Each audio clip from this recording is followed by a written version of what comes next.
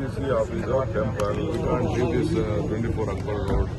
We have lived with this, we are breathing with this, we have grown with this. So it is my duty to come and meet my General Secretary in the temple itself.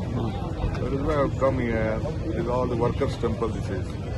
So today there was a big decision on the Supreme Court on the local body elections of Bangalore BBA. We wanted to do by the time itself by 31st August, but due to this SIR issue, we are requested for a time from the state government, state election commission and all these things.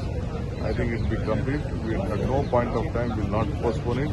We will complete not only this election, all the Jilla Panchayat, Taluk Panchayat, Gram Panchayat and all the municipality corporation.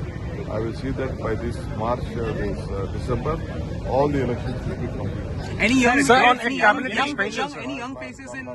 My duty is to see that all the young new people from the Gram Panchayat to the corporation, they will be given an opportunity. The democratic 73rd, 74th amendment, whatever is there, has to be implemented and all should be elected. They should work. No administrative should be there. On cabinet expansion, sir.